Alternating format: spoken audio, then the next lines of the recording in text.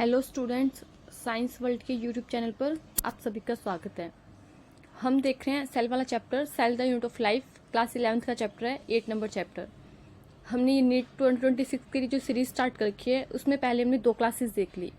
उसमें हमने जो टॉपिक थे, फर्स्ट क्लास में हमने what is a cell, cell theory और एन ओवरव्यू ऑफ सेल को देखा। एनसीईआरटी के 3 टॉपिक देखे थे स्टार्टिंग के। देन कल के क्लास में हमने कंप्लीट प्रोकैरियोटिक सेल को देख लिया।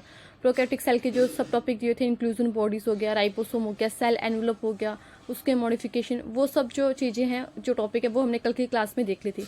आज उसके आगे हम चैप्टर स्टार्ट करेंगे, उसके आगे टॉपिक स्टार्ट करेंगे जो एनसीईआरटी में दिए हुए। उसके बाद में एनसीईआरटी में टॉपिक दिया हुआ यूकैरियोटिक सेल।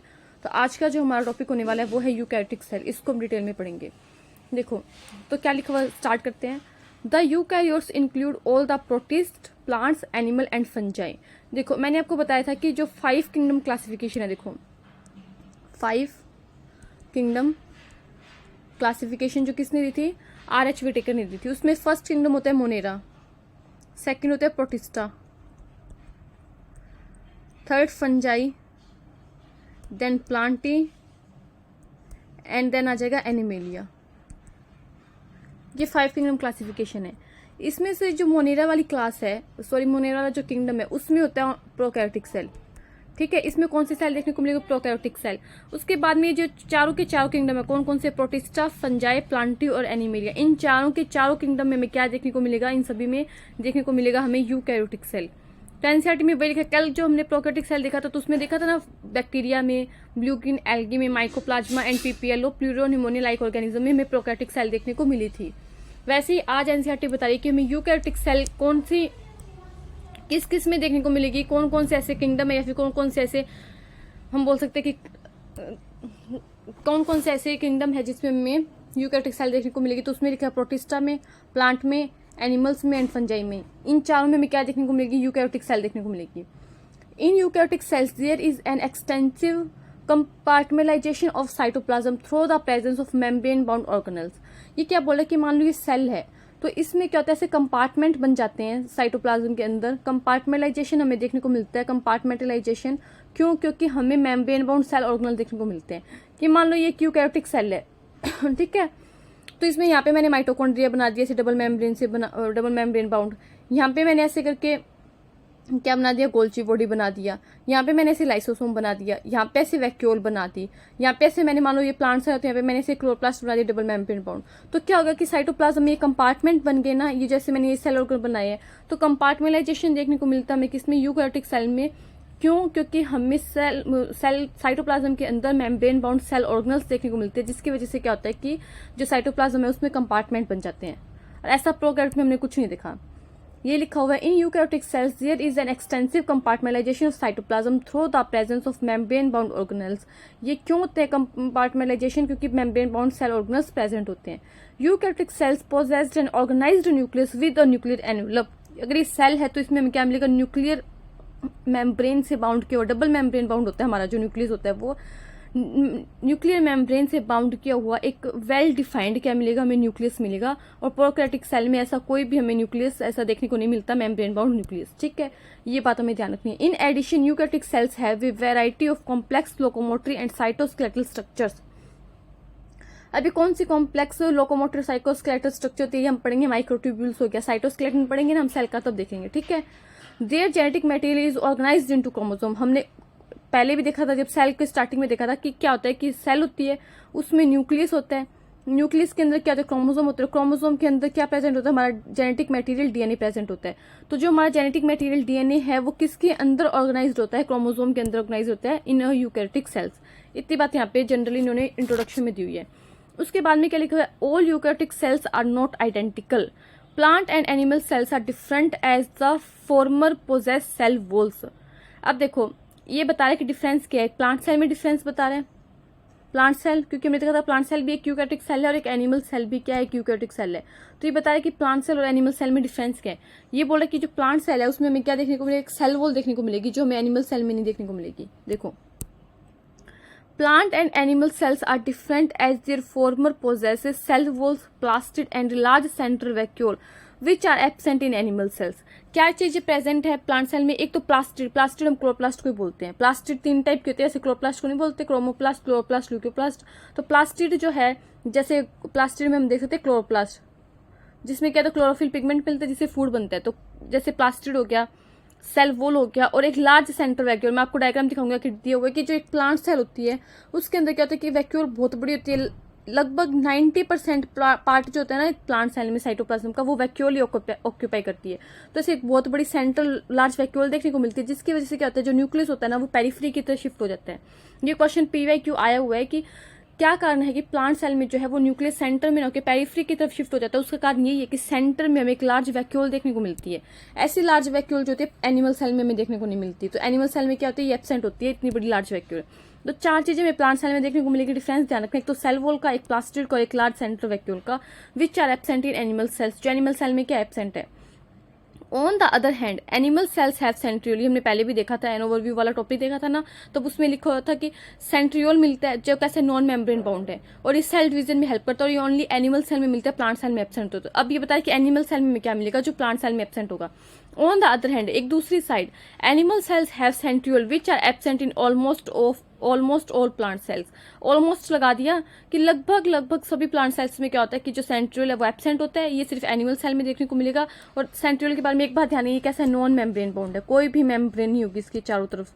और मैम ये क्या है, ये सेल डिवीजन में हेल्प करता है। किस में हेल्प करता है मैम, ये सेल डिवीजन में हेल्प करता है।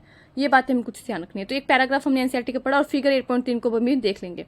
और फटाफट से मैं इसको कंपाइल कर रही हूँ, जो ये पैराग्राफ में पढ़ा, फटाफट से आंखें बंद करके सुनेंगे ध्यान से कि मैम सबसे पहले ये बताया इस पैराग्राफ में कि यूकैरियोटिक सेल किस में मिलेगी, प्रोकैरियोट में, प्लांट में, फंजाई में, एनिमेलिया में।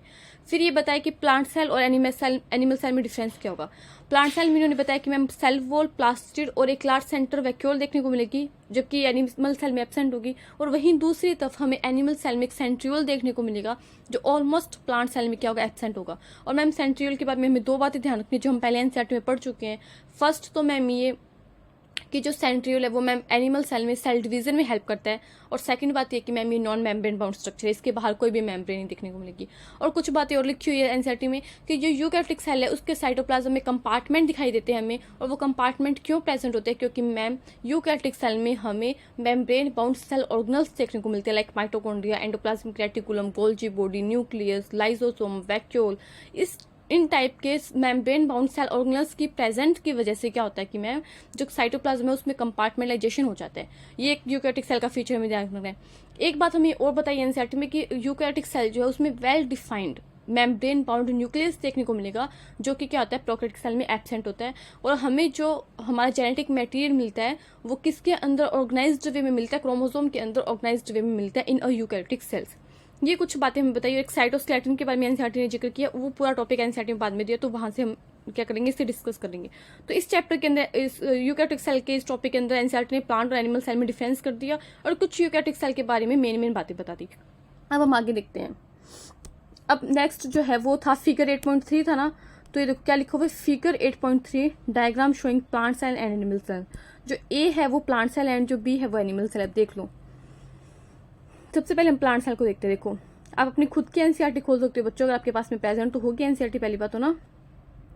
देखो दिख रहे हैं ना, थोड़ा सा बड़ा करें। ये देखो सबसे पहले तो यही देख लो, किसमें देखो इतनी बड़ी ये जो मैंने मार्क किया, ये क्या वैक्यूल है, ये भी वैक्यूल लिखा हुआ इसको। और ये वैक्यूल जो है, इस वैक्यूल की इसने इतना सारा स्पेस जो है वो प्लांट सेल में ऑक्यूपाई कर लिया साइटोप्लाज्म के अंदर। लार्ज सेंटर वैक्यूल देखने को मिले, जिसकी वजह से जो हमारा न्यूक्लियस है ना बेचारा, वो पेरिफेरी की तरफ शिफ्ट हो गया। ठीक है, न्यूक्लियस के अंदर न्यूक्लियोलस को दिखाया गया। ये जो है ये गोल्जी एपरेटस है। न्यूक्लियस के बाहर अगर यूकैरियोटिक सेल है प्लांट सेल, तो हमें न्यूक्लियर एनवेलप देखने को मिलेगा। ये बाहर प्लाज्मा मेम्ब्रेन को मार्क किया, देखो ऐसे करके, ऐसे 2 चीजें दिखाई गई ना ऐसे करके। तो अंदर वाली को तो इन्होंने प्लाज्मा मेम्ब्रेन मार्क किया और बाहर वाली को इन्होंने सेल वॉल मार्क किया। ठीक है मैम, फिर इन्होंने क्या दिखाया, ये वाली जो है, क्योंकि ये ऐसे करके देखो, इसके अंदर ध्यान से देखोगे तो ऐसे करके अंदर वाली मेम्ब्रेन को फोल्ड करके दिखा हुआ है। ये क्या मैम, ये माइटोकॉन्ड्रिया है। और ये छोटे छोटे से ऐसे दाने दिखाए गए यहाँ पे मैम, ये क्या राइबोसोम है। प्लांट सेल है तो मैम इसमें क्लोरोप्लास्ट भी देखने को मिलेगा। और ये जो फ्लूइड भरा हुआ है सेमी फ्लूइड मैट्रिक्स, ये मैम क्या है, साइटोप्लाज्म है। और ये इस गोल सी स्ट्रक्चर को उन्होंने क्या मार्क किया, प्रोक्रिसोमी। हम पढ़ेंगे क्या होता है माइक्रोबॉडीज के अंदर। और माइक्रोट्यूब्यूल, हम ये वर्ड आया था ना साइटोस्केलेटल, एनसीईआरटी में यूज किया था लोकोमोशन के लिए साइटोस्केलेटन। तो साइटोस्केलेटल के अंदर क्या थी, माइक्रोट्यूब्यूल्स होती है। तो इन्होंने क्या किया, इनको एक बार इरेज करके देखिए माइक्रोट्यूब्यूल्स। हाँ देखो ये जैसे का कैसे स्ट्रक्चर दिखाई है, धागा सा, इसको माइक्रोट्यूब्यूल मार्क किया हुआ है। और प्लाज्मोडेस्माटा हम पढ़ेंगे, सेल वॉल के अंदर क्या होते हैं, जंक्शंस होते हैं ऐसे, ये जो जंक्शंस दिखाए हुए ना इन्हें इन्होंने क्या मार्क किया, प्लाज्मोडेस्माटा मार्क किया है। और एंडोप्लाज्मिक रेटिकुलम दो टाइप की होती है, स्मूथ होती है एक, और एक होती है रफ। रफ पे क्या होता है, राइबोसोम लगे हुए, तो ये देखो इस पे दाने दाने से लगे हुए हैं, ये तो इन्होंने रफ एंडोप्लाज्मिक रेटिकुलम मार्क किया। और ये जो स्मूथ है जिसपे कोई भी दाना नहीं है, ये क्या है, स्मूथ एंडोप्लाज्मिक रेटिकुलम। और ये इन्होंने एक गोला सा दिखाया, लाइसोसोम। ये सारे क्या है, इनकी वजह से क्या हो रहा है कि पूरे जो साइटोप्लाज्म उसमें हमें क्या दिख रहे हैं, कंपार्टमेंट दिख रहे हैं। तो ये सारी बातें ध्यान, एक मेन इसको ध्यान रखना, ये लार्ज सेंटर वैक्यूल है, बच्चे इसमें कंफ्यूज होते हैं क्या है, ठीक है। इस पे क्वेश्चन बन सकते हैं। नेक्स्ट देखते हैं, मतलब नेक्स्ट इसका नेक्स्ट डायग्राम देखते हैं एनिमल सेल का। अब देखो एनिमल सेल के अंदर जो न्यूक्लियस हमें बीच में दिखाया गया, इसमें कोई भी लार्ज सेंटर वैक्यूल नहीं दिखाएगी, ठीक है। तो ये तो क्या है, बाहर जो है न्यूक्लियर एन्वलप हो जाएगा, अंदर ये न्यूक्लियोलस हो जाएगी। और ये जो है इन्होंने क्या मार्क किया, न्यूक्लियस मार्क किया। जहाँ पे कोई भी रफ एंडोप्लाज्म, मतलब जहाँ पे राइबोसोम नहीं लगा उसको तो इन्होंने कर दिया स्मूथ एंडोप्लाज्मिक रेटिकुलम मार्क। और यहाँ पे इन्होंने राइबोसोम अटैच किए दाने दाने से, तो इसको कर दिया इन्होंने rough endoplasmic reticulum mark. Semi fluid matrix को इन्होंने साइटोप्लाज्म बोल दिया, ठीक है मैम। ये जो है ये गोल्जी एपरेटस है। ये यहाँ पे सेंट्रियोल दिखाई, सेंट्रियोल ना कुछ इस टाइप का तो हम पढ़ेंगे। सेंट्रियोल में क्या होते हैं, कैसे दो बेल ऐसे ना सिलेंड्रिकल स्ट्रक्चर होती है जो एक दूसरे के 90 डिग्री के एंगल पे होती है, तो इसी को इन्होंने क्या मार्क किया, सेंट्रियोल मार्क किया। प्रोक्सिसोम दिखाया है, लाइसोसोम दिखाया है, दाने दानों से राइबोसोम दिखाया है। और ये माइटोकॉन्ड्रिया, देखो माइटोकॉन्ड्रिया के अंदर वाली जो मेम्ब्रेन होती है वो फोल्ड होती है, जिसे क्रिस्टी बोलते हैं। प्लाज्मा मेम्ब्रेन होगी, सेल वॉल इसमें एब्सेंट होगी। और ऐसे करके क्या दिखाए हुए हैं, सेल पे माइक्रोविलाई भी दिखाए हुए हैं जो सरफेस एरिया को क्या कहते हैं, इंक्रीज करते हैं। और ये यहाँ पे गोल्जी एपरेटस हो गया, ये रहा गोल्जी एपरेटस। ये सारी बातें में देखो सेंट्रियोल प्लांट सेल में नहीं दिखाया, क्योंकि सेंट्रियोल प्लांट सेल में एब्सेंट होता है। और आपने देखा हो तो इन्होंने एनिमल सेल में सेल वॉल को नहीं मार्क किया हुआ कहीं पे, क्योंकि सेल वॉल है ही नहीं, और ना इन्होंने क्लोरोप्लास्ट को दिखाया। तो ये डिफरेंस जो है वो हमें मेनली ध्यान रखने हैं। हमने डायग्राम समझ लिया, अब आगे नेक्स्ट एनसीईआरटी को रीड करते, टॉपिक देखते क्या जो है। यूकैरियोटिक सेल का एक जो इंट्रोडक्शन था वो तो हमने पढ़ लिया। अब क्या बोल रही है एनसीईआरटी, अब बोलिए NCERT, let us now look at individual cell organelles. अब हम हर एक इंडिविजुअल सेल ऑर्गेनल्स को देखेंगे, क्योंकि एनसीईआरटी ने ये बात लिख दी ना कि सेल साइटोप्लाज्म में, यूकैरियोटिक सेल के साइटोप्लाज्म में हमें कंपार्टमेंट शो होते हैं। क्यों, क्योंकि उनमें सेल ऑर्गेनल्स प्रेजेंट होते हैं मेम्ब्रेन बाउंड। तो अब हम हर एक सेल ऑर्गेनल को इंडिविजुअली स्टडी करेंगे, इंडिविजुअल में देखेंगे to understand their structure and function. हम क्या करेंगे, हर सेल ऑर्गन का एक तो स्ट्रक्चर को देखेंगे और उसके फंक्शन को देखेंगे। दो चीजें हमें पढ़नी है कि उसका स्ट्रक्चर क्या है, वो किस टाइप का है। Cell organelles double membrane bound है, सिंगल मेम्ब्रेन बाउंड है, अंदर उस सेल ऑर्गन के अंदर क्या क्या देखने को मिल रहा है हमें। उसका फंक्शन क्या है कि वो सेल के अंदर है तो उसका क्या फंक्शन है, वो किस चीज में हेल्प कर रहा है सेल में। अगर कोई चीज प्रेजेंट है तो उसका कोई काम भी होगा ना, तो वो देखेंगे। तो फर्स्ट टॉपिक जो हमारा स्टार्ट होता है वो होता है मैम सेल मेम्ब्रेन। अब हम आज पढ़ने वाले हैं सेल मेम्ब्रेन को, ध्यान से अच्छे से समझेंगे। सेल मेम्ब्रेन पे बहुत अच्छे अच्छे क्वेश्चन बनते हैं आपके एग्जाम में, तो रीड करते हैं सेल मेम्ब्रेन को, ठीक है मैम। टॉपिक का नाम है cell membrane, let us study. क्या लिखा हो समझो। The detail structure of the membrane was study only after the advent the electron microscope in the 1950s। मतलब हमने पहले भी स्टार्टिंग में भी एनसीईआरटी का जो पैराग्राफ था दिया उसमें लिखा हुआ है, व्हाट इज द सेल में लिखा हुआ है शायद कि जो सेल होती है वो कैसी होती है, माइक्रोस्कोपिक होती है। तो उसे हम ऐसे तो देख नहीं सकते। जैसे जैसे टेक्नोलॉजी एडवांस हुई मैम, जैसे जैसे हमारे पास अच्छी क्वालिटी के माइक्रोस्कोप आए, उसमें भी कौन सा माइक्रोस्कोप मैम, इलेक्ट्रॉन माइक्रोस्कोप। ये भी पूछा गया कि कौन से माइक्रोस्कोप की हेल्प से हमने सेल मेम्ब्रेन को स्टडी किया था। कि जैसे हमारे पास इलेक्ट्रॉन माइक्रोस्कोप आया कौन से ईयर में, 1950s के टाइम में। तो उस टाइम में हमने क्या किया कि सेल मेम्ब्रेन का डिटेल में स्ट्रक्चर को स्टडी किया, क्योंकि जब तक हमारे पास टेक्नोलॉजी नहीं होगी, हम किसी चीज को अच्छे से नहीं देख सकते माइक्रोस्कोप के नीचे, तब तक हम उसे स्टडी कैसे करेंगे। तो with the help of electron microscope in 1950s we studied about the cell membrane. Meanwhile, chemical studies on the cell membrane, especially in human red blood cells, जो केमिकल स्टडी हुई थी सेल मेम्ब्रेन पे वो किस पे हुई थी, कौन सी सेल की सेल मेम्ब्रेन पे हुई थी, रेड ब्लड सेल्स आरबीसी की सेल मेम्ब्रेन पे, ठीक है मैम। हमें दो बातें ध्यान रखनी है, एक तो मैम इलेक्ट्रॉन माइक्रोस्कोप आ गया 1950 में, तो हमने इलेक्ट्रॉन माइक्रोस्कोप की हेल्प से सेल मेम्ब्रेन की स्ट्रक्चर को स्टडी कर लिया। और जो केमिकल स्टडी की थी हमने सेल मेम्ब्रेन का केमिकल नेचर कैसा है, वो हमने ह्यूमन की आरबीसी रेड ब्लड सेल्स, जिसे हम इरिथ्रोसाइट भी बोलते हैं मैम, उस पे की थी। enabled the scientist to deduce the possible structure of plasma membrane. These studies showed that the cell membrane is mainly composed of lipid and proteins. अब हमें ध्यान रखना है कि सेल मेम्ब्रेन जो कैसे मिलकर बनी मैम, लिपिड एंड प्रोटीन से। देख लो क्या होता है, लिपिड की तो होती है बाइलेयर मैम, लिपिड बाइलेयर, और उसके बीच बीच में क्या होती है मैम, प्रोटीन होती है। कैसे मैम, ये एक लिपिड का मॉलिक्यूल कुछ इस टाइप का होता है, ठीक है। इसके दो पार्ट होते हैं, ऊपर वाला पार्ट तो होता है हाइड्रोफिलिक, यहाँ पे अलग पेज पे बनाते हैं थोड़ा सा। ये मैम लिपिड का मॉलिक्यूल है। लिपिड भी मैम कैसी, फोस्फोलिपिड देखने को मिलती है हमारी सेल मेम्ब्रेन में। फोस्फोलिपिड एक इस टाइप के लिपिड जिसके हमने ऊपर क्या कर दिया, फॉस्फेट ग्रुप लगा दिया, तो उसको हमने क्या बोल दिया, फोस्फोलिपिड बोल दिया। मैम इसके दो पार्ट होते हैं, एक तो होता है इसका हेड और एक होती है टेल। ये तो मैम क्या है, हेड है, और मैम ये क्या है, इसकी टेल है। मैम हेड तो होता है हाइड्रोफिलिक, देखो फिलिक वर्ड कहीं पे भी आ जाए ना, उसका मतलब होता है लवर। मतलब ये लवर है किसका, हाइड्रो का मतलब वाटर का लवर, मतलब इसे वाटर पसंद है, जहाँ पे इसे वाटर दिखेगा वहाँ ये जाएगा। और ये मैम हाइड्रोफोबिक, जो टेल वाला पार्ट है मैम ये क्या है, हाइड्रोफोबिक। देखो फोबिया का मतलब होता है डर, और हाइड्रो का मतलब वाटर, मतलब इसे पानी से डर है। अगर इसको पानी दिख गया तो क्या होगा, ये दूर भागेगा पानी से। और हेड वाली रीजन को पानी दिख गया तो वो तो पानी की तरफ जाएगा, उसको तो प्यार है पानी से, हाँ मुझे पानी चाहिए। और टेल वाली रीजन को पानी दिख गया तो वो तुझे डर लगेगा कि नहीं पानी तुम दूर जाओ, मुझे तुम्हारे पास नहीं है ना। तो इसी वजह से क्या होता है कि जो सेल मेम्ब्रेन होते हैं उसमें जो लिपिड के मॉलिक्यूल होते हैं वो बाइलेयर बना लेते हैं। कैसे, देखो ऐसे लिपिड के मॉलिक्यूल अरेंज हो जाते हैं।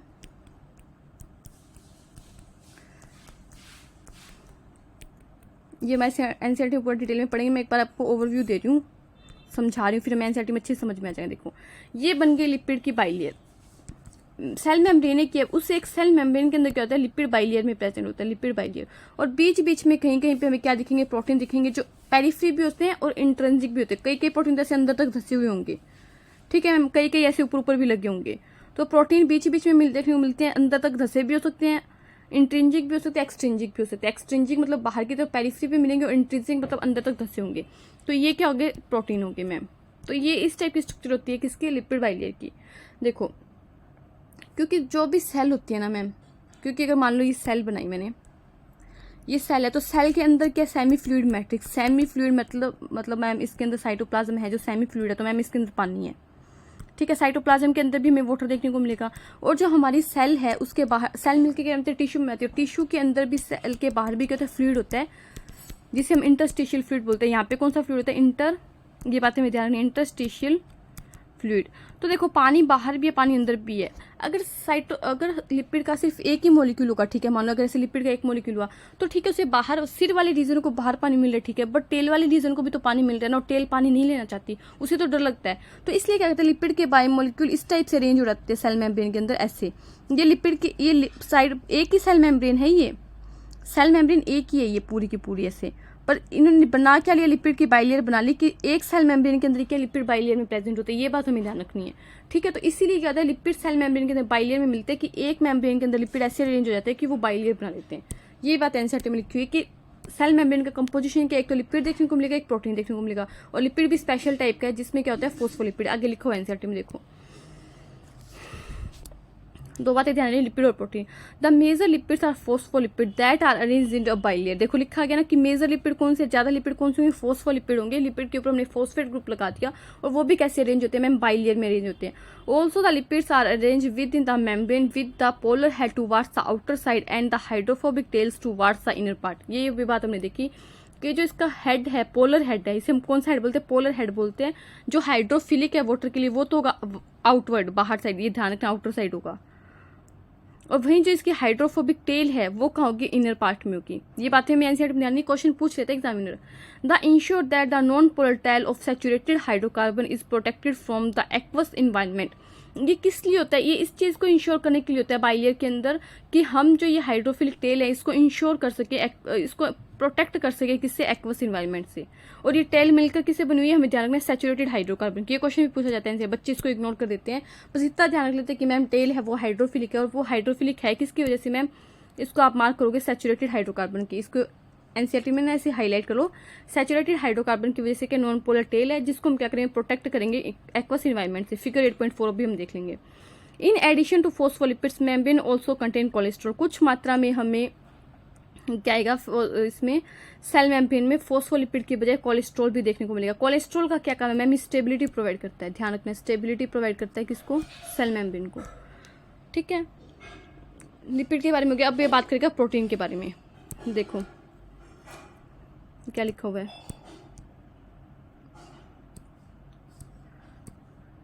Later biochemical investigation clearly revealed that the cell membranes also possess protein and carbohydrate। देखो 3 चीजें हमने पढ़ ली। सबसे पहले इसने क्या बोला कि लिपिड मिलेगा, ठीक है मैम, हमने देख लिया लिपिड मिलेगा। फिर इसने बोला कि मैम प्रोटीन मिलेगा, हमने ये भी देख लिया प्रोटीन मिलेगा। लिपिड भी कौन सा मैम, फोस्फोलिपिड है, ये भी हमने देख लिया मैम। फिर इसने एक बात बोली कि कोलेस्ट्रॉल मिलेगा, ठीक है मैंने आपको बता दिया कोलेस्ट्रॉल का क्या काम है। कोलेस्ट्रॉल का काम है मैम स्टेबिलिटी प्रोवाइड करता है, पर कुछ मात्रा में हमें कार्बोहाइड्रेट भी देखने को मिलता है सेल मेम्ब्रेन में। कार्बोहाइड्रेट क्या करता है कि मान लो ये जो प्रोटीन बनाई थी ना मैंने इस डायग्राम में, कहाँ गया वो डायग्राम, ये रहा। इस डायग्राम में ये जो प्रोटीन बनाई इसके ऊपर क्या होता है, ऐसे शुगर जुड़ जाती है। प्रोटीन शुगर के लिए हम एक वर्ड यूज करते हैं ग्लाइको, ध्यान रखना शुगर के लिए वर्ड होता है ग्लाइको। और शुगर किस पे अटैच होगी, प्रोटीन पे अटैच होगी, तो इसको हम बोलेंगे ग्लाइको प्रोटीन। क्या बोलेंगे, ग्लाइको प्रोटीन। तो कार्बोहाइड्रेट प्रेजेंट हो गया, प्रोटीन के एक टाइप शुगर के एक टाइप का कार्बोहाइड्रेट है। वहीं कुछ लिपिड के ऊपर भी क्या होता है कि ऐसे शुगर अटैच हो जाती है, इसको हम बोलेंगे ग्लाइकोलिपिड। ग्लाइकोलिपिड मतलब हमें कुछ मात्रा में कार्बोहाइड्रेट देखने को भी मिल रहा है सेल मेम्ब्रेन में, ये एनसीईआरटी बोलती है। ये नीचे देखो डायग्राम दिया, इसको हम डिटेल में पढ़ेंगे। देखो लेटर बायोकेमिकल इन्वेस्टिगेशन, पहले हमने बोला कि ठीक है लिपिड प्रेजेंट है, प्रोटीन प्रेजेंट है, कुछ मात्रा में कोलेस्ट्रॉल भी प्रेजेंट है। जब हमने इसको और स्टडी किया कि इसको मैम सेल मेम्ब्रेन को, तो हमें पता चला कि कुछ मात्रा में क्या होता है, कार्बोहाइड्रेट भी प्रेजेंट होता है। The ratio of protein and lipid varies considerably इन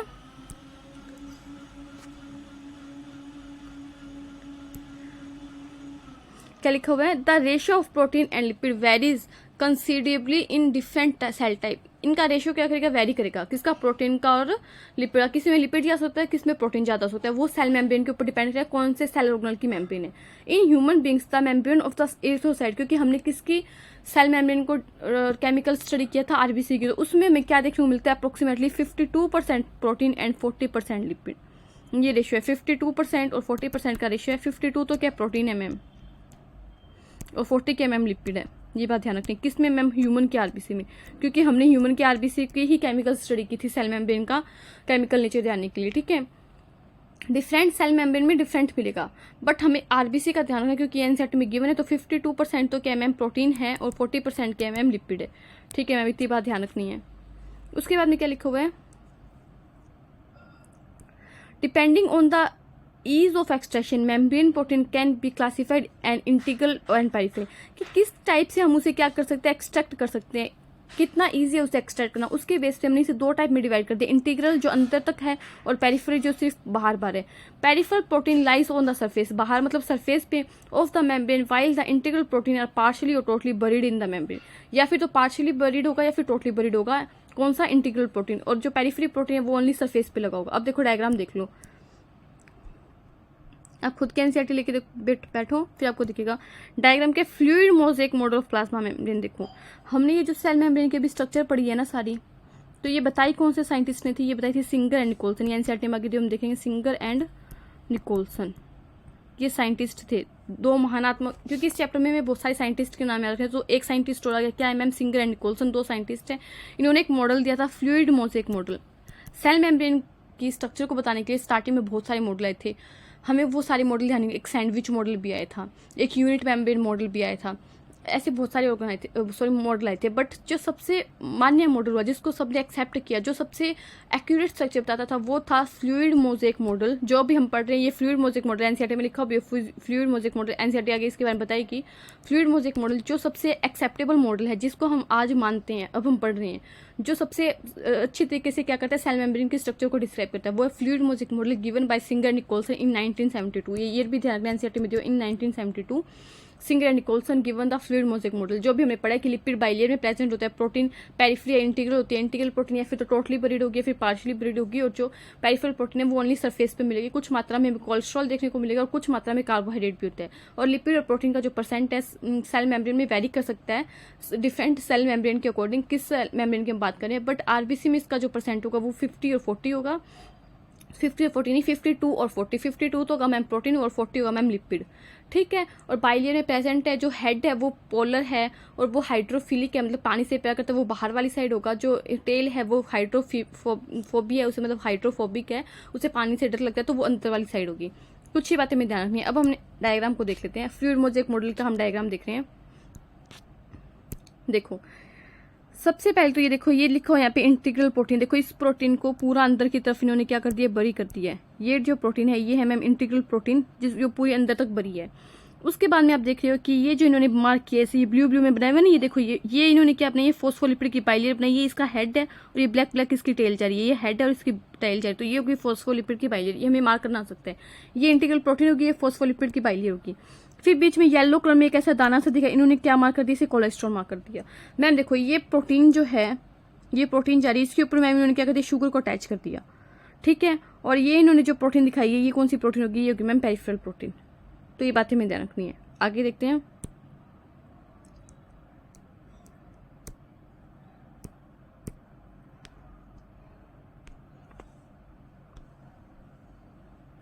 देखो आगे ना वो बात ये लिखी हुई है एनसीईआरटी में,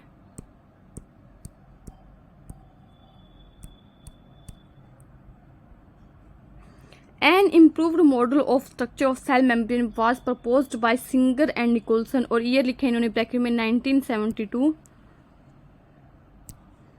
by Singer and Nicholson in 1972, widely accepted as fluid mosaic model। Figure 8.4, figure 8.4 हमने देख लिया, किसने दिया था, जो एक्सेप्टेबल मॉडल है, इम्प्रूव्ड मॉडल है सेल मेम्ब्रेन का, वो है fluid mosaic model given by Singer and Nicolson in 1972, जो भी हमने स्टडी की है, ठीक है। ये बात हमें ध्यान रखनी है। उसके बाद में देखो, according to this the quasi fluid nature of lipid enables lateral movement of protein with in the overall bilayer. This ability to move within the membrane is measured as its fluidity। देखो अगर कोई चीज fluid है तो आप उसके अंदर move कर सकते हो या नहीं कर सकते हो, ठीक है। अगर कोई चीज फ्लूइड है तो उसमें मूवमेंट हो सकती है, अगर कोई चीज सॉलिड है तो उसमें मूवमेंट नहीं हो सकती। देखो ये क्या है, मैंने लिपिड की बाइलेयर बनाई, ठीक है। तो इसके अंदर बीच बीच में क्या होता है, प्रोटीन होते हैं, अभी हमने देखा था। तो ये प्रोटीन लैटरल मूवमेंट कर सकते हैं, ये प्रोटीन इधर जा सकता है, ये प्रोटीन इधर जा सकता है। क्यों? क्योंकि जो ये लिपिड होता है ना, इसका नेचर कैसे होता है, फ्लूइड नेचर होता है। फ्लूइड मोज़ेक मॉडल हमने नाम ही से लिया क्योंकि जो सेल मेम्ब्रेन है उसका नेचर कैसा, फ्लूइड है। देखो इसमें लिखा हुआ है, according to this quasi fluid nature of lipid, lipid का नेचर कैसा, क्वासी फ्लूइड है। Lipid enables lateral movement of protein, इस लिपिड के फ्लूइडिटी होने की वजह से, इस लिपिड में क्वासी फ्लूइड नेचर होने की वजह से लिपिड के जो प्रोटीन है उसका लेटरल मूवमेंट हो सकते हैं। और ये एबिलिटी जो है मूव करने की, उसे हम किसके रूप में मेजर करते हैं, सेल मेम्ब्रेन की फ्लूइडिटी के रूप में मेजर करते हैं। ये बात ध्यान रखनी है हमें कि लिपिड का नेचर मैम कैसा है, क्वासी फ्लूइड नेचर है, जिसकी वजह से क्या होता है मैम, प्रोटीन का लेटरल मूवमेंट होता है। मूवमेंट किसका होता है, प्रोटीन का होता है, वो भी कैसा मैम, लेटरल मूवमेंट। और इसको हम किसके रूप में मेजर करते हैं, सेल मेम्ब्रेन की फ्लूइडिटी के रूप में मेजर करते हैं। इसीलिए हमने इस मॉडल का नाम क्या दिया मैम, फ्लूइड मोज़ेक मॉडल। नाम में फ्लूइड आ रहा है तो इसकी मेजर किसके रूप में करेंगे, फ्लूइडिटी के रूप में मेजर करेंगे, ऐसे ध्यान रखना आपको, ठीक है।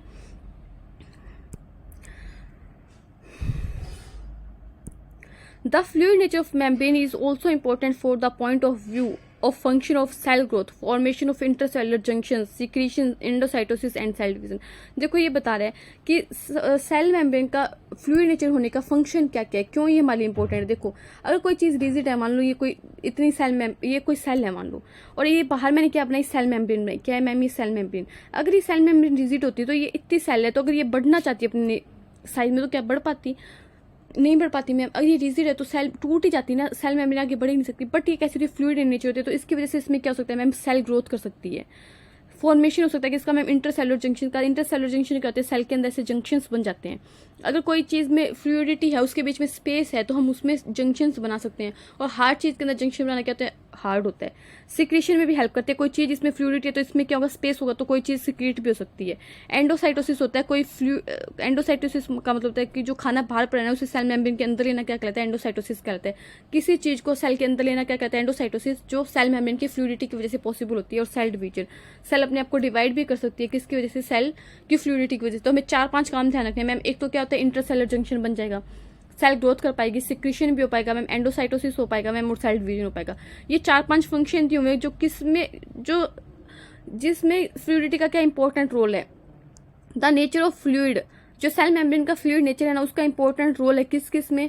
एक तो सेल किस में कौन कौन से फंक्शन परफॉर्म करने में सेल मेम्ब्रेन हेल्प करती है फ्लूइड नेचर होने की वजह से सेल को। एक तो मैम सेल डिवीजन आसानी से हो सकता है मैम, एंडोसाइटोसिस हो सकता है मैम, और क्या हो सकता है, सिक्रीशन हो सकता है मैम, और क्या हो सकता है, इंटरसेलर जंक्शन बन सकती है मैम, और सेल ग्रोथ भी कर सकती है। 4-5 फंक्शन हमें ध्यान रखना है। सेल मेम्ब्रेन की हेल्प करती है सेल मेम्ब्रेन सेल को, किसकी वजह से, अपने फ्लूइड नेचर की वजह से। अब आगे एक मोस्ट इंपॉर्टेंट फंक्शन जो होता है वो होता है सेल मेम्ब्रेन का ट्रांसपोर्ट, चीज़ों का ट्रांसपोर्ट करना, चीज़ों को सेल मेम्ब्रेन के बाहर भेजना, अंदर भेजना। सेल के बाहर और अंदर जो चीज़ों का ट्रांसपोर्ट है वो किसकी वजह से होता है, सेल मेम्ब्रेन की वजह से। जो सेल मेम्ब्रेन का एक मेजर फंक्शन है वो हम पढ़ेंगे। देखो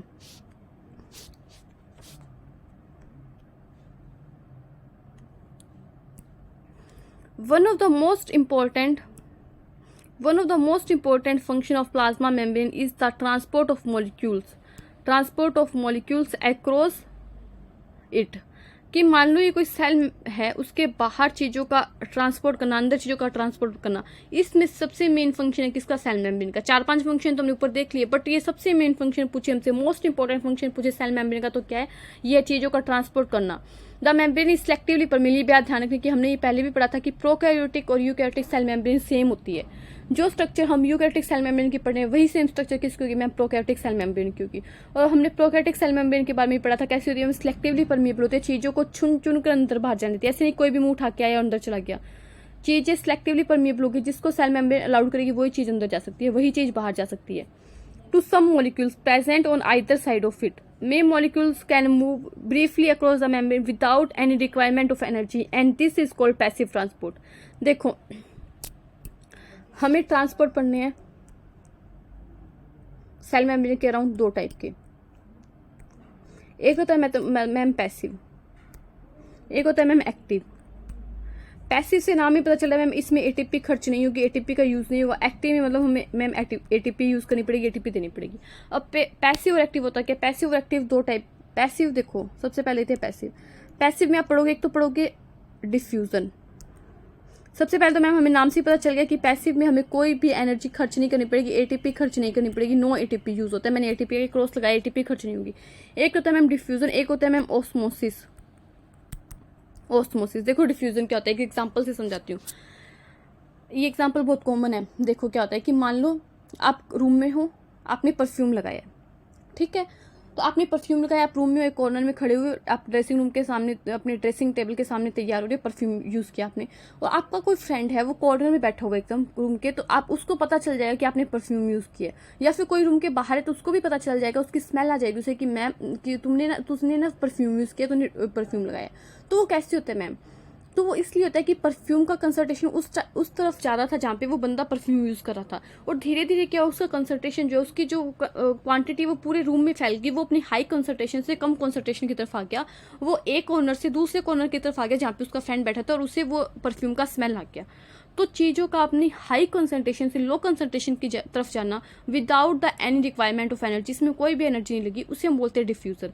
एक एग्जाम्पल से और समझ सकते हो कि मान लो क्या होता है, अगरबत्ती जलाते नहीं हम सुबह शाम, अगर हम भगवान जी के आगे अगरबत्ती जलाते हैं तो क्या होता है, अगरबत्ती हमने कई बार कहते हैं पूजा घर के अंदर जलाई होती है, उसकी स्मेल कहती है पूरे उस पूजा घर में हो जाती है और बाहर तक भी आने लगती है, रूम तक भी आने लगती है कई बार। तो अगर ज़्यादा स्मेल वाली अगरबत्ती होती है तो उसका रीज़न भी ये होता है कि अगरबत्ती तो जलाई हमने कहा पूजा घर के अंदर, बट उसका स्मेल क्या हो गया पूरे कमरे के अंदर, पूरे घर के अंदर हो गया। उसका रीज़न ये होता है कि वो जो स्मेल है उसकी वो high concentration to low concentration सभी जगह मूव कर गई और उसमें कोई भी एनर्जी नहीं लगी। इस प्रोसेस को हम बोलते हैं डिफ्यूजन। ऐसे ही सेल मेम्ब्रेन के अराउंड यहाँ पे चीज़ें बाहर पड़ी है तो चीज़ें क्या हो जाएगी, अपनी हाई कंसंट्रेशन से लो कंसंट्रेशन की तरफ मूव कर जाएगी without any requirement of energy. ये तो होता है मैम डिफ्यूजन, ठीक है मैम। और जो ऑस्मोसिस है ये हम यूज करते हैं मेनली वाटर के लिए। वाटर का अपनी high concentration to low concentration जाना क्या कहता है, ऑस्मोसिस जाता है। स्पेशली वाटर के लिए जो high concentration to low concentration movement होती है ना मैम, उसे हम बोलते हैं ऑस्मोसिस, ठीक है मैम। इतनी बात ध्यान रखी, डिफ्यूजन में भी कोई एनर्जी नहीं लगेगी मैम, ऑस्मोसिस में भी कोई एनर्जी नहीं लगेगी। डिफ्यूजन का मतलब होता है मैम चीज़ों का अपनी high concentration to low concentration जाना without any requirement of energy. Osmosis ma'am हम स्पेशली वाटर के लिए यूज करते हैं। एक डिफ्यूजन का टाइप और है जिसे हम बोलते हैं फैसिलेटेड डिफ्यूजन। फैसिलेटेड डिफ्यूजन, देखो फैसिलिटेड डिफ्यूजन क्या होता है, फैसिलिटी प्रोवाइड करती है हमने डिफ्यूजन में। कुछ मॉलिक्यूल कहते हैं सेल मेम्ब्रेन के बाहर होते हैं, उन्हें जाने के लिए हम क्या करते हैं, किसी प्रोटीन प्रोवाइड कर देते हैं जो क्या करती है उन्हें रास्ता देती है। मतलब हम फैसिलिटी एनर्जी कोई नहीं दे रही, एटीपी नहीं दे रही, बस एक फैसिलिटी प्रोवाइड कर रहे हैं। हमने एक प्रोटीन दे दिया, उसे उस प्रोटीन से होकर एक चैनल प्रोवाइड कर दिया जिससे क्या होती है, चीजें जा सकती है। हमने क्या कर दी, फैसिलिटी प्रोवाइड करती है। एटीपी का यूज तो इसमें भी नहीं होगा क्योंकि डिफ्यूजन है, बट एक स्पेशल टाइप का डिफ्यूजन है जिसमें हम क्या कर देते हैं, कुछ फैसिलिटी प्रोवाइड कर देते हैं। ठीक है, तो ये होता है फैसिलिटी डिफ्यूजन, जिसमें भी चीजें अपनी high concentration to low concentration movement करती है, but with the help of protein. कोई एनर्जी नहीं लगेगी, एटीपी यूज नहीं होगा, बट क्या होगा, यूज होगा प्रोटीन, यूज होगा with the help of protein. ये होता है फैसिलिटी डिफ्यूजन। और एक्टिव ट्रांसपोर्ट होता है जिसमें हम क्या करेंगे, एटीपी लगाएंगे। देखो एक्टिव ट्रांसपोर्ट क्या होता है, ए से एक्टिव और ए से क्या होगा, एटीपी यूज होगा। इसमें चीजें अपनी low concentration to high concentration जाएगी, low concentration to high concentration, मतलब चीज जहाँ कम है और जहाँ जाते हैं हम उसे वहां भेजें। एक एग्जांपल से समझो, मैंने पहले भी किसी क्लास में एग्जांपल लिया था कि मान लो एक रूम है, उसमें 10 जने बैठ सकते हैं और उसमें ऑलरेडी कितने जने, 12 जने बैठे, कंजेस्टेड करके कैसे ना कैसे हमने 12 लोगों को उस रूम में बिठा दिया। ठीक है, और एक पास में रूम और खाली पड़ा, उसमें कोई भी नहीं बैठा, उसमें भी 10 लोग बैठ सकते हैं, बट क्या फिर भी उस एक ए रूम है, एक बी रूम है। ए रूम में 10 लोगों की सीट है, बट हमने बिठा कितने लोगों रखा है, 12 रूम में, और ये क्या पड़ा, खाली पड़ा है मैम, इसमें कोई नहीं बैठा। तो क्या होगा कि खाली पड़ा, कोई नहीं बैठा, तो यहाँ से 2 लोग उठ के अपने आप से इस रूम में चले जाएंगे, खाली रूम में, क्योंकि यहाँ पे कंजेस्टेड होकर बैठे हैं। तो ये तो हो गया डिफ्यूजन, हमें कोई भी एनर्जी नहीं देनी पड़ी, खुद चुपचाप से अपने आप से उठ के चले गए। और वही क्या है कि मैम 2 लोग और आके, और हम क्या करें, उनसे इसी रूम में जाने के लिए बोल रहे हैं रूम में, और हमें धक्के मार मार के भेजना पड़ रहा है, क्योंकि ये सामने वाले बोल रहे कि यहाँ पे जगह ही नहीं है, और ये बोल रहे कि यहाँ पे जगह नहीं है, हम क्यों जाए, फिर भी हम धक्के मार मार के भेजे। तो यहाँ पे हम एटीपी यूज कर रहे हैं, पीछे से धक्का मार रहे हैं। क्यों, क्योंकि यहाँ पे पहले से ही क्या चीज कंसंट्रेशन हाई और यहाँ पे क्या लो है, फिर भी हम क्या करें, high concentration to low concentration चीजें भेज रहे हैं। तो क्या होगा कि sorry, low concentration to high concentration चीजें भेजे, तो हमें क्या करना पड़ेगा, एनर्जी का यूज करना पड़ेगा। यही होता है एक्टिव ट्रांसपोर्ट और पैसिव ट्रांसपोर्ट। अब इसको पढ़ते हैं एनसीईआरटी से। सेल वॉल का जो मेन फंक्शन है वो हमें समझ में आ गया, क्या है मैम, ट्रांसपोर्ट का। दोबारा से पढ़े एक बार स्टार्टिंग से। One of the most important function of the plasma membrane is the transport of the molecule across it। कि सेल मेम्ब्रेन से मॉलिक्यूल्स का ट्रांसपोर्ट होना क्या है, सेल मेम्ब्रेन का मेन फंक्शन है। 4-5 फंक्शन तो हमने ऊपर पढ़ लिए, सेल डिवीजन हो गया, सेल की ग्रोथ हो गया, इंटरसेलुलर जंक्शंस हो गया, और क्या था, एंडोसाइटोसिस हो गया, सिक्रीशन हो गया। उसके अलावा क्या, ट्रांसपोर्ट इसका मेन फंक्शन है। The membrane is selectively permeable, membrane होती कैसी है, सिलेक्टिवली परमिएबल होती है to some molecules present on either side of it. Many molecules can move briefly across the membrane without any requirement of energy, and this movement is called the passive transport। कोई भी energy नहीं लगी, उसे मैंने बोला passive transport. Neutral solute में moves across the membrane by the process of simple diffusion along the concentration gradient. Along the concentration gradient का मतलब ये होता है high concentration to low concentration. यहाँ पे बोला अलोंग द कंसंट्रेशन ग्रेडियंट, और एक्टिव में होता है against the concentration gradient. Concentration gradient के अगेंस्ट हम चीजें बेच रहे हैं। ठीक है, और कौन से मॉलिक्यूल जाते हैं, जो न्यूट्रल सोल्ट होते हैं ना, उनका क्या होता है, सिंपल डिफ्यूजन होता है। ये बात हमें ध्यान रखनी है। ठीक है मैम। वाटर में also move across the membrane from high to low concentration. Movement of water by diffusion is called osmosis. Water की जो डिफ्यूजन है उसके लिए हम स्पेशल वर्ड यूज करते हैं, क्या होता है, ऑस्मोसिस। और ये क्या होता है, अलोंग द कंसंट्रेशन ग्रेडियंट होता है ma'am, means to high concentration to low concentration, अपने आप चीजें मूव करती है, कोई भी एनर्जी रिक्वायरमेंट नहीं होती, जैसे न्यूट्रल सॉल्यूट की होती है। उसके बाद में क्या लिखा हुआ है, उसके बाद में होता है as the polar molecule can not pass through the non polar lipid bilayer, they require carrier protein of the membrane is to facilitate their transport across the membrane. अब देखो इसमें ये बोल दिया कि क्या होता है कि कुछ ऐसे मॉलिक्यूल होते हैं जो कैसे तो पोलर होते हैं। हमें लिपिड के बाद ध्यान रखना, लिपिड कैसे नॉन पोलर है। तो नॉन ये होता है ना कि नॉन पोलर है, तो वो नॉन पोलर चीज़ों को तो जाने देगी लिपिड। जैसे न्यूट्रल सॉल्ट कैसे होते हैं, नॉन पोलर होते हैं तो उन्हें जाने देती है, बट पोलर मॉलिक्यूल आगे तो उन्हें सेल मेम्ब्रेन क्या करती है, जाने नहीं देती है। तो हम क्या करते हैं, प्रोटीन लगा देते हैं, कैरियर प्रोटीन, जिससे क्या करेगा, फैसिलिटेटेड हो जाएगा, फैसिलिटेड डिफ्यूजन हो जाएगा सेल मेम्ब्रेन के अराउंड। ए फ्यू आयंस और molecule are transported across the membrane against their concentration gradient.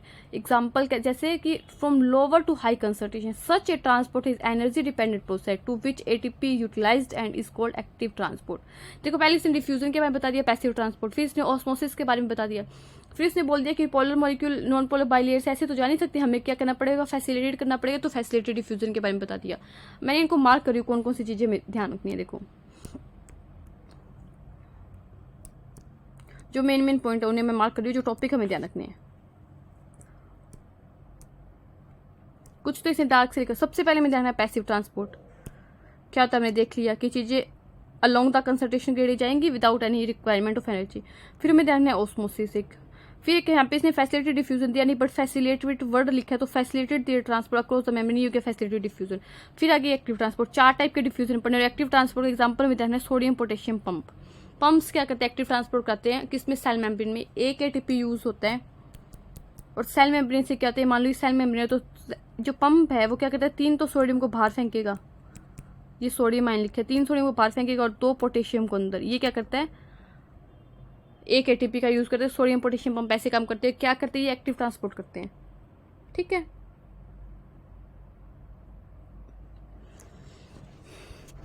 I hope आज का लेक्चर आपको अच्छा लगा होगा। मैंने पूरी कोशिश की आपको सेल मेम्ब्रेन की स्ट्रक्चर समझाने की। एक बार मैं थोड़ा सा सेल मेम्ब्रेन को कंपाइल करती हूँ, फिर क्लास को खत्म करेंगे।